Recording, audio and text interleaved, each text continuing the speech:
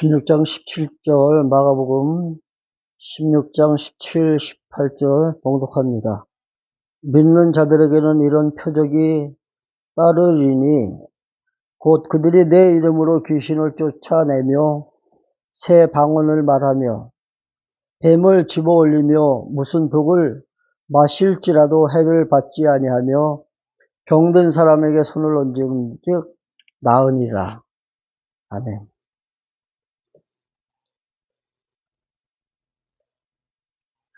우리가 처음 신앙생활 시작할 때가 1980년도 초반이었습니다. 근데 그 이전 70년대부터 80년을 거쳐가면서 우리 한국교회에 그 부흥의 운동이 일어났죠. 교회마다 다투면서 이제 그 1년에 한두 번씩 이제 부흥회를 갖다 개최하고 성도들의 신앙을 갖다 이렇게 뜨겁게 이렇게 끌어올리고 그렇게 교회를 키워나간 적이 있습니다.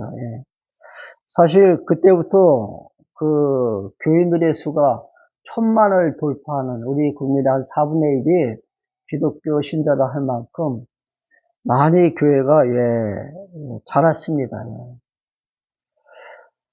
물론 이제 교회 건물도 이제 굉장히 높이 올라갔고 1년 예산도 이제 굉장히 많아지면서 많은 사람들이 교회가 성장했다 그렇게 말하고 있는데 사실 과연 그러한 모습들이 교회 성장이라고 우리가 생각할 수 있을까? 라는 그 질문에 대해서 만일 답을 한다면 저는 좀 회의적인 그런 시각으로 보고 있습니다. 그 이유는 물론 교회는 이제 많이 그 교세가 확장됐습니다. 그렇지만은 그 안에 과연 말씀이 살아 있는가? 말씀이 살아 있지 않다면은 그걸 우리가 교회 성장이라고 볼 수 없다는 얘기죠. 마치 그 체격이 이렇게 크지만은 병약한 사람들 있잖아요. 그래서 우리가 그런 사람을 비만 체질이다 그렇게 말하듯이 교회도 몸집은 커졌는데 사실 그 안에 생명력이 없다면은 그 교회는 어떻게 보면 정말로 병약한 교회, 기형적으로 자란 그런 교회라 우리가 볼 수가 있습니다. 그래서 교회는 이제 생명 대신 말씀으로 교회가 자라야만이 정말로 건실하게, 견고하게 세워질 텐데, 오늘 우리 한국교회를 바라볼 때 조금은 좀 염려스럽습니다. 그 이유는 성도들이 말씀은 몰라도 신앙생활이 가능하다라는 그런 잘못된 생각을 갖고 있기 때문에 그래요. 지난번에도 제가 어느 권사님을 소개하면서 그 말씀을 아마 한 적이 있는 것 같습니다. 나는 이 말씀도 좋고 저 말씀도 좋고 어느 목사님이 전하든 다 받아들일 수 있는 그런 마음의 준비가 되어 있다. 다 수용한다는 얘기죠. 근데 그 말씀이 같은 노선을 간다면 좋죠. 그런 상반되는 그런 말씀인데 양쪽을 다 받아들일 수는 없잖아요. 그 말씀에 대한 무지가 오늘 교회를 병약하게 만들고 있지 않는가 그런 생각을 하게 됩니다. 그 이유가 많은 이유가 있겠지만은 우리나라에 처음 100여 년 전에 복음이 들어올 때 우리 그 토속 신앙이 무속이었잖아요. 그렇죠? 우리 어머님들이 이제 새벽에 일어나서 장독간에 가서 이렇게 그 신에게 막 빌지요. 그러한 어떤 그 무속적인 토대 위에 우리가 복음을 이제 받아들였기 때문에 신앙 자체가 이상하게 자랐습니다.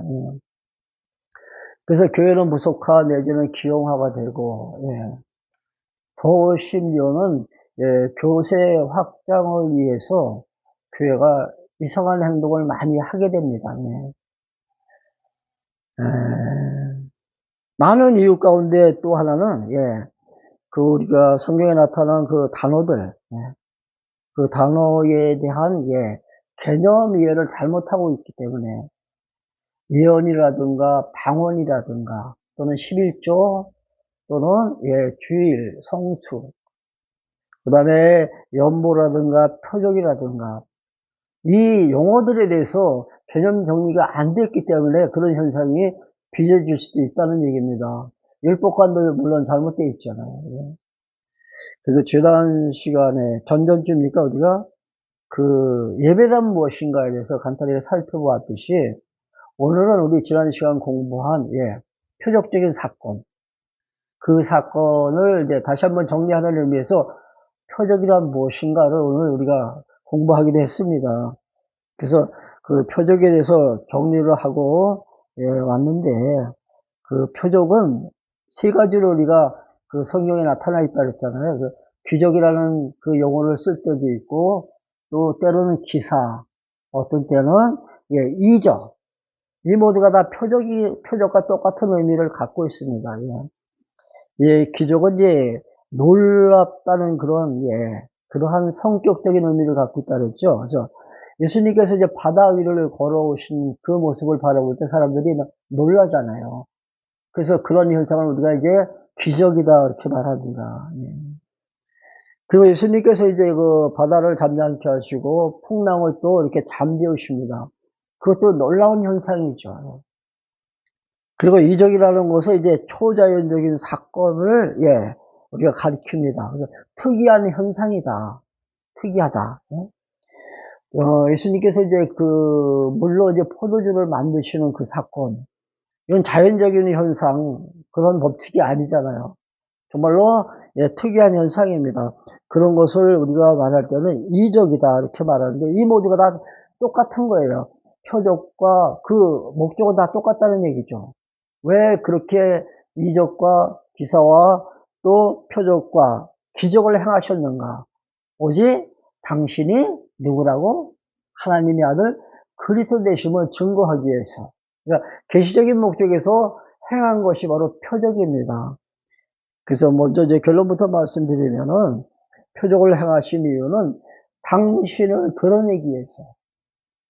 구약에서 예언된 대로 오신 그리스도가 바로 나다.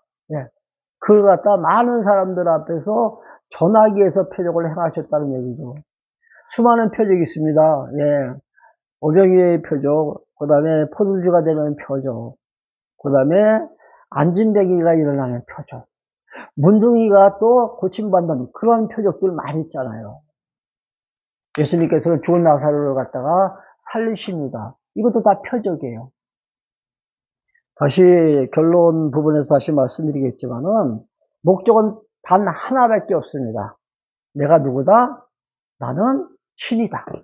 나는 하나님이다. 요한복음 1장 1절에 나왔잖아요. 말씀이 계시니라. 이 말씀이 하나님과 함께 하셨으니 이 말씀은 곧 하나님입니다. 당신이 하나님이시라는 얘기잖아요. 자, 무엇을 기초로 해서 예수님께서 표적을 행하셨는가? 구약의 예언을 기초해서 행하셨습니다. 오병이어의 기적적인 그 사건이 구약 성경에도 나옵니다. 똑같은 표적 사건이 구약 성경에도 있다는 얘기죠. 그래서 구약에 예언된 그 예언을 예수님께서 오셔서 그대로 실현시키신 거예요. 성취하신 거라는 얘기죠. 그래서 구약의 예언을 기초해서 예수님께서 표적을 행하셨고 그 이후에 사도들이 그리스도의 그 사도권을 위임받죠. 예수님의 그 메시아 권한을 위임받습니다. 사도들이. 그래서 예수님께서 행하신 표적을 누가? 사도들이 이어서 행합니다. 그 사도들은 예수님께서 예언하신 그 예언을 이루기 위해서 표적을 행했어요. 예수님은 구약의 예언을 이루기 위해서 예수님께서 표적을 행했다면 그 사도들은 예수님께서 말씀하신 그 예언을 이루시기 위해서 표적을 행하셨다는 얘기입니다. 그런 표적은 주체가 예수님이겠죠. 그렇죠? 그리고 이어서 누구예요? 사도들. 근데 성경을 보면은 또 표적을 행한 사람들이 있습니다. 앞으로 또 표적을 행할 사람들도 성경에서 예언하고 있어요. 이따 다시 말씀드릴게요. 오늘 읽은 이 본문의 말씀 나오면 다시 보시기 바랍니다. 마가복음 16장 17절. 믿는 자들에게는 이런 표적이 따르리니 곧 그들이 내 이름으로 귀신을 쫓아내며, 이게 다 표적이잖아요. 귀신 쫓고 새 방언을 말하고, 이것도 표적입니다. 뱀을 집어올리며, 뱀을 손으로 만졌지만은 물려도 해를 받지 않는 거죠. 뱀을 집어올리며 무슨 독을 마실지라도 죽지 않는다. 해를 받지 아니하며 병든 사람에게 손을 얹은 즉 나으리라. 이걸 누가 행했어요? 17절 보니까 믿는 자들에게는 이런 표적이 따르는. 이 말씀이 오해가 되면서 이상한 행동을 하는 거예요. 사실 예수 처음 믿었을 때 1년에 한 번씩 기도원 다녔잖아요. 한 번 내지 두 번을 다녔습니다. 여기서 머지않은 청평 가는 길에 하늘산 기도리라고 단골 기도원이었어요. 단골 기도원. 거기 가면 수많은 표적을 사람들이 행한다 그러죠. 어떤 사람은 나는 방언하고 나는 예언하고 나는 통역하고 나는 귀신을 쫓아낸다는 사람도 있어요. 환자의 손을 얹으면 환자가 벌떡벌떡 일어난다 그러잖아요. 왜? 내가 믿기 때문에. 이 마가복음 16장 17절에 분명히 말씀하시잖아요. 믿는 자들에게 이와 같은 표적이 따른다는 얘기죠. 여기서 믿는 자들은 사도들을 가리킵니다. 사도시대. 예수님께서 그 고난을 위임시켜서 그 고난을 위임받은, 메시아 고난을 위임받은 그 사도들을 가리키고 있는 거예요. 그걸 우리가 어떻게 알 수 있는가? 자, 여기서 만약에 내가 이 표적을 행한다면은 18절, 뱀을 내가 손으로 만져도 나는 해를 받지 않아야 되잖아요. 지금 이런 사람은 없어요. 아무리 내가 믿음이 좋을지라도 내가 뱀을, 독사를 만약에 손으로 만지면 독사에 물려서 죽습니다. 무슨 독을 마실지라도 해를 받지 않는다. 또 여기서 나오잖아요.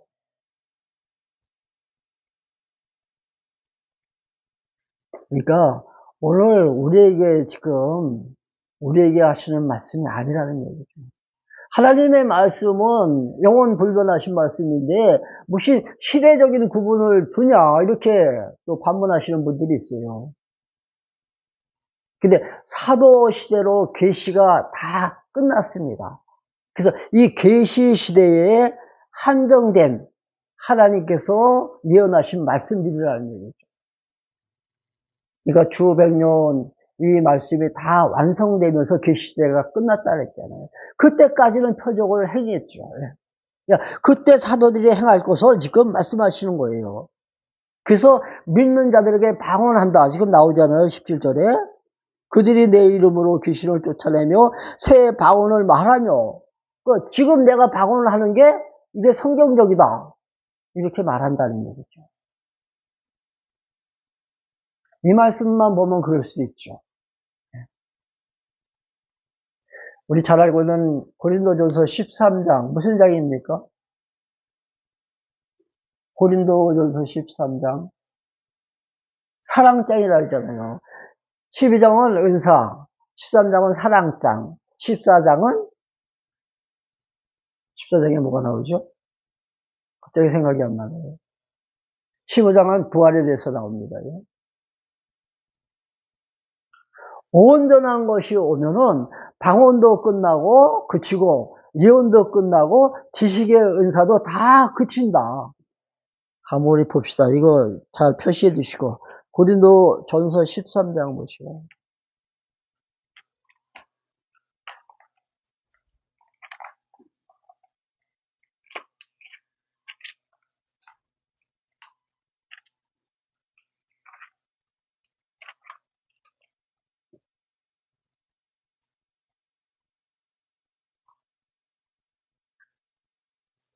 13장 8절부터 보겠습니다. 사랑은 언제까지나 떨어지지 아니하되 예언도 패하고 방언도 그치고 지식도 패하리라.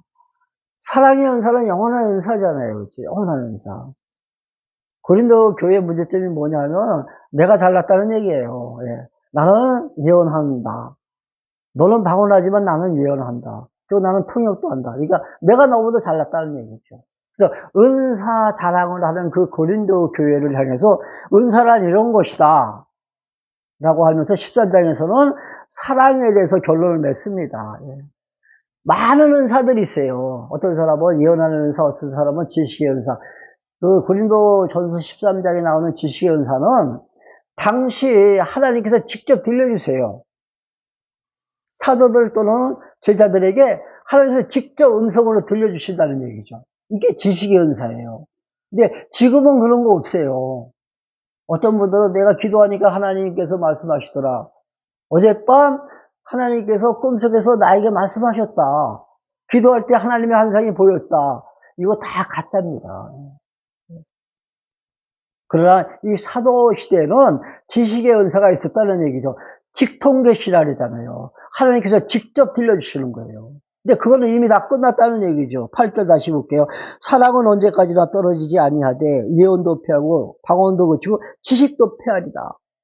끝났다는 얘기예요. 다 끝났다는 얘기예요. 그 각종 은사들은 당신의 몸을 세워나가실 때 하나님께서 그 지체들에게 은사를 주시죠. 그래서 그 지체들은 그 은사 따라 맡은 직임을 감당하는 것이 바로 뭐라 하세요? 그 영적 신령한 예배 생활이다. 로마서 12장에 나오잖아요. 그렇죠? 로마서 10장에. 하나님께서 주신 은사 가지고 내가 맡은 사명을 즐거운 마음으로 감당하는 것이 바로 신령한 영적 예배 생활이다.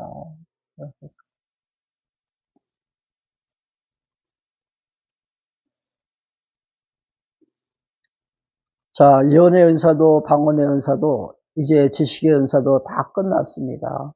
그러나 사랑의 은사만은 남아있다는 얘기죠. 왜? 그 사랑으로 이렇게 결속을 시키는 거예요. 따로따로 이렇게 각자 이렇게 떨어져 있는 것들을 믿음의 은사, 지식의 은사, 예언의 은사 이렇게 딱 떨어져 있잖아요. 따로따로 떨어져 있는 것을 사랑으로 이렇게 결속을 시킨다는 얘기죠. 그래서 사랑이 최고의 은사예요. 믿음, 소망, 사랑 가운데 제일은 사랑이니라. 사랑이 없으면 그래서 아무것도 아니랄지로. 예. 13장 1절 내가 사람의 방언과 천사의 말을 할지라도 사랑이 없으면 소리나는 구리와 울리는 꽹과리 같다. 사랑으로 하지 않는 것은 다 의미가 없습니다. 사랑이 없으면 하나로 묶어지지 않는 거예요. 모아지지 않는 거예요. 그러니까 다양한 그 은사들이 마침 퍼즐이 이렇게 쫙 맞춰지듯이 사랑으로 다 이렇게 결속이 돼가지고 하나로 맞춰질 때 그때 주의 몸된 교회가 아름다운 모습으로 자라난다는 얘기죠. 그때. 전도 아무리 열심히 한들 사랑 가지고 하지 않으면은 소용없다는 거예요. 그 영혼을 사랑하는 마음으로 전도를 해야 돼요. 다시 한번 8절 볼게요. 사랑은 언제까지나 떨어지지 아니하되 예언도 패하고 방언도 그치고 지식도 패하리다. 자, 10절. 온전한 것이 올 때는 부분적으로 하던 것이 다 없어진다. 여기서 온전한 것이 오면 지금 부분적으로 한 이러한 은사들은 다 없어진다는 얘기예요. 사랑만 남고. 그럼 온전한 것이 올 때가 언제냐? 온전한 것이 올 때가 언제냐? 이 시점에 대한 견해의 차이가 오늘 교회를 갖다 혼란스럽게 만들어가고 있습니다. 성경적으로 보면 온전한 것이 올 때는 성경 계시가 완성된 때를 가리킵니다. 그런데 혹자들은 이런 말을 하죠. 온전한 것이 올 때가 바로 예수님께서 다시 오시는 그날을 가리킨다. 절대 아닙니다. 그거는. 오늘 시간 관계상 더 자세히는 설명하지 못하지만은 그때 예수님의 재림의 때가 아니라 성경 계시가 완성될 때 주 100년 그때를 가리켜서 온전한 때라 그럽니다. 그래서 그때가 되면은 부분적으로 하던 것은 모두 다 사라진다. 다시 마가복음으로 넘어갈게요. 마가복음 16장. 믿는 자들에게는 이런 표적이 따르리니 곧 그들이 내 이름으로 귀신을 쫓아내며 새로학원을 말하며 뱀을 집어올리며 무슨 독을 마실지라도 해를 받지 않으며 병든 사람에게 손을 얹으며 나으리라. 여기서 말하는 믿는 자들은 다시 말씀드립니다. 당시 사도시대 사도들입니다. 사도들. 물론 그 제자들 가운데도 있죠. 예. 표적을 행한 사람들이 있습니다. 지금은 안 해요. 지금은. 온전한 것이 이미 와서 예, 성경이 완성이 됐고 그래서 이러한 표적적인 이런 그 사건은 지금 나타나지 않는다는 얘기예요. 그렇다면 표적의 주체는 그리스도예요. 그리스도. 예수님만이 표적을 행하십니다. 물론 예수님께서 이제 떠나시면서 승천하시면서 제자들에게 그 권한을 위임해서 위임받은 그 사도들이 표적을 행했습니다. 표적의 주체는 그리스도와 그 사도들. 또 하나 있다면 계시록에 예언되어 있죠. 마지막 때 누가 한다 그랬어요? 적그리스도들이에요. 적그리스도가. 예수님 다시 오실 때 어떤 현상이 일어납니까? 그때 사람들이 우상 앞에 절을 합니다. 그리고 만든 그 우상의 입에서 불이 막 나와요. 불이 막 솟아요. 입에서. 불을 내뿜는다는 얘기죠. 그리고 그 우상들이 죽은 자를 갖다 살려요. 엄청난 표적을 행한다는 얘기죠. 사람들은 속을 수밖에 없겠죠. 말씀으로 굳게 서 있지 않으면은 그때 다 미혹의 영에 이끌려서 다 넘어갑니다. 다 넘어가요.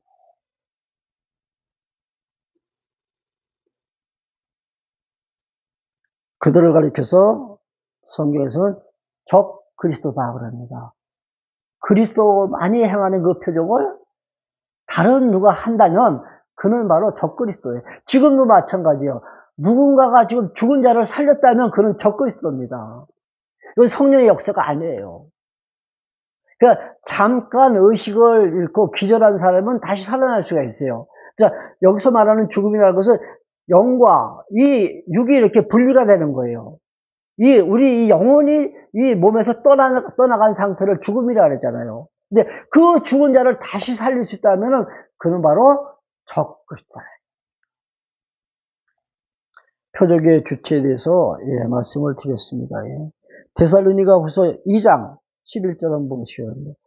데살로니가 후서 2장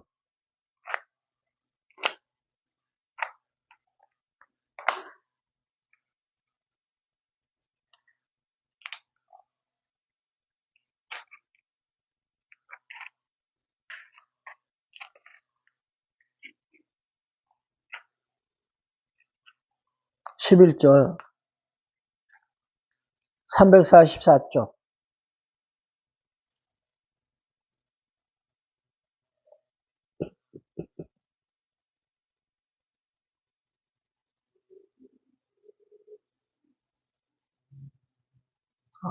내가 잘못 찾았네.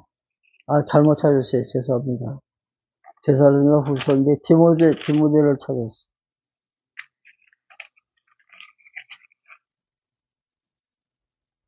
335쪽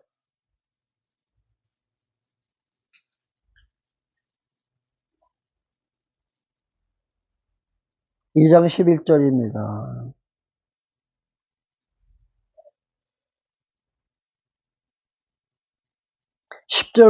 10절부터 볼게요. 불의의 모든 속임으로 멸망하는 자들에게 이 말이니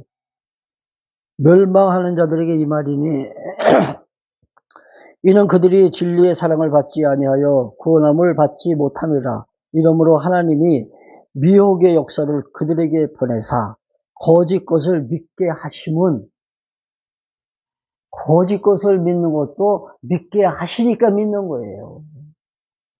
하나님께서 거짓 영에 미혹돼서 그 거짓 것을 믿게 하실 때는 우리는 어쩔 수 없이 미혹당할 수밖에 없다는 얘기죠. 우리가 참 말씀, 이 귀한 말씀을 우리가 받아들인다는 것은 하나님께서 우리에게 주신 놀라운 축복이에요. 만일 우리에게도 거짓 것을 따르게 하시려면 그것을 믿게 만들어 가신다는 얘기죠.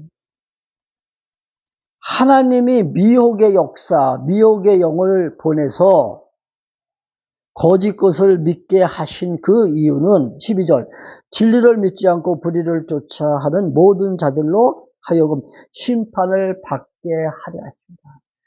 심판받게 하시려고. 영원한 불못에 하나님께서 집어넣으시려고, 하나님은 거짓 것에 미혹당하게 하시고 그들이 하는 말을 따라 순종하게 만들어 하신다. 믿게 하신다. 하나님이 하시는 일이에요. 하나님은 구원의 역사만 하나님께서 섭리하시는 것이 아니라 멸망받을 자들은 멸망시키기 위해서 거짓 것을 믿게 만들어 가신다는 거예요. 근데 우리는 어느 쪽에 있어요? 믿어 구원받고 천국 가잖아요. 하나님께서 그 축복의 자리에 우리를 앉혀주신 겁니다.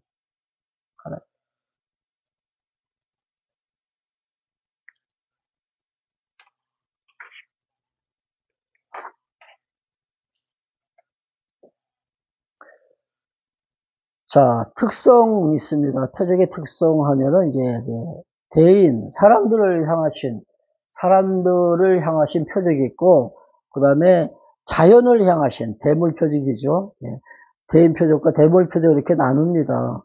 근데 이제 사람들을 향하신 그 표적 가운데 우리가 잘 알고 있는 치유의 표적이 있죠.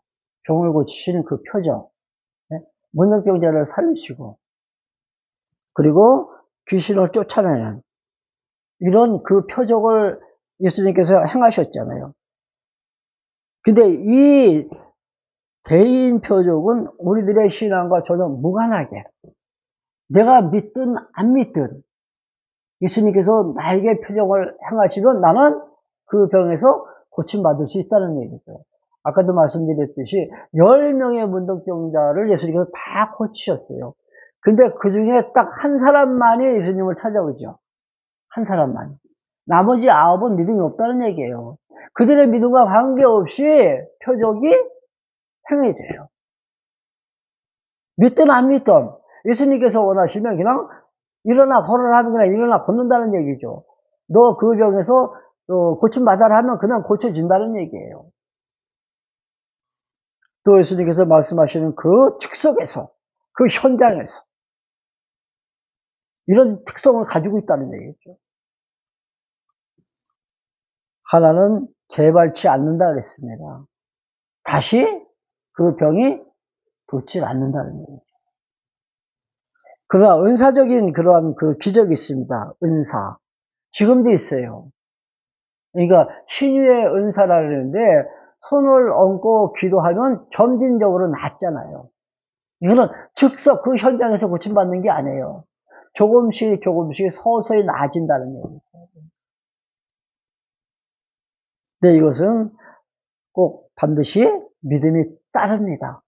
믿어야만이 고침을 받을 수가 있어요. 그리고 재발합니다. 이런 차이가 있고, 그 다음에 대물을 향하신 그 표적은 바다와 바람을 잔잔케 하시는 그 표적. 이거는 예수님만이 행하셨어요. 대인 표적은 사도들도 행했지만은 이 대물, 그러니까 자연 환경을 다스리시는 표적은 예수님만이 행하셨다는 거예요. 왜? 그분만이 통치자니까. 그분만이. 자, 목적. 아까 서두에서 간단히 말씀드렸잖아요. 예. 목적은 왜? 당신이 그리스도 되심을 나타내기 위해서. 내가 바로 메시아다. 내가 예언대로 온 하나님의 아들 그리스도다. 이걸 갖다 드러내기 위해서. 그러니까 계시적인 목적으로 표적을 행하셨습니다. 예. 제자들이 행할 때도 마찬가지예요. 그분이 바로 하나님의 아들이시다. 이거 드러내기 위해서 그 사도들도 표적을 행했다는 얘기죠. 사도들도. 우리가 쉽게 예수님께서 죽은 나사로를 살리실 때 당신의 능력을 과시하기 위해서 제가 그런 표현을 가끔 쓰잖아요. 그거는 직접적인 목적은 아니에요. 간접적인 목적은 될 수 있지만 직접적인 목적은 당신 드러내기 위해서. 또 불쌍해서 환자들을 측은히 여기고 예수님께서 고쳐주셨다. 그것도 목적은 아닙니다. 직접적인 목적은 아니에요. 물론 간접적인 목적은 될 수가 있겠지만 이것도 분명히 우리가 정리해야 돼요. 예. 시기는 언제까지라 했어요? 사도시대까지. 즉 성경 계시가 완성될 때까지는 표적을 행했지만 그 이후에는 표적이 없어요. 그 위에는. 만약 지금도 표적을 행한다면 이건 우리가 문제를 삼을 수가 있습니다. 의심할 수밖에 없다는 얘기죠.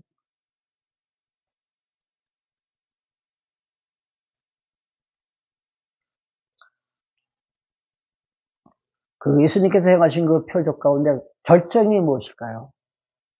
죽은 나사로를 3일 만에 부활하신 그 표적.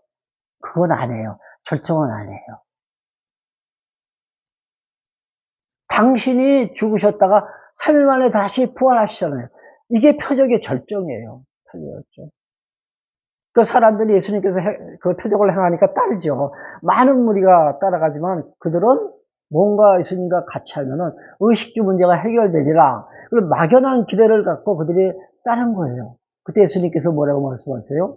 너희들이 표적을 본 까닭이 아니라 먹고 마시고 뭐 의식주를 해결하기 위해서 나를 따르는 것이다. 그렇게 말씀하시면서 내가 이제 남은 표적이 하나 있다. 마지막 너희들에게 보여줄 남은 표적이 있는데 그 표적이 무슨 표적이랍니까? 예수님께서 요나의 표적이라 이렇게 말씀하시잖아요. 마지막 내가 행할 표적이 하나 남아있는데 그게 바로 요나의 표적이다.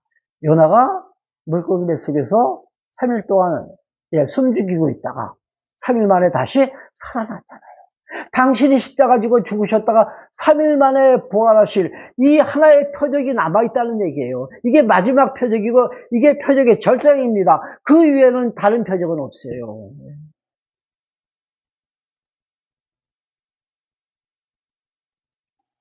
아까도 말씀드렸지만 지금도 표적을 행하다면 적그리스도가 행하는 표적입니다. 미혹되면 안 됩니다. 오늘 표적에 대해서 짧은 시간에 이렇게 정리를 했는데 이제 우리는 확실히 표적이 무엇인지 이해를 하면서 우리가 신앙생활을 해야 돼요. 그래야만이 혼선을 빚지 않습니다.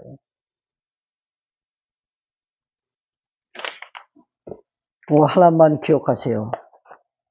표적의 절정은 그리스도의 부활이다. 그분은 다시 살아나셨습니다. 다시 3일 만에 살아나시면서 나는 하나님의 아들이다. 나는 하나님과 함께하고 나는 신이다. 요한복음에서 밝히는 게 바로 그겁니다. 기도하겠습니다. 하나님 감사합니다. 귀한 말씀 우리의 샬롬교회에 담아주시고 이 말씀 안에서 살아가게 하심을 감사합니다. 순간순간 하나님 여호와 되심 잊지 않고 기억하면서 하나님 인도하시는 그 길목이 나를 가장 아름다운 길로 인도하시는 당신의 최선의 방법임을 늘 고백하면서 당신 따라갈 수 있도록 우리에게 귀한 믿음을 허락하여 주시옵소서. 우리의 샬롬 가족 모두에게 그리스도의 신령한 은혜와 평강을 허락하사 날마다의 삶 속에서 기쁨이 있게 하시고 평안이 넘치게 하옵소서. 우리 주 예수 그리스도의 은혜와 아버지 하나님의 크신 사랑하심과 성령님의 교통하심이 무리 가운데 함께 계실지어다. 아멘. 감사합니다.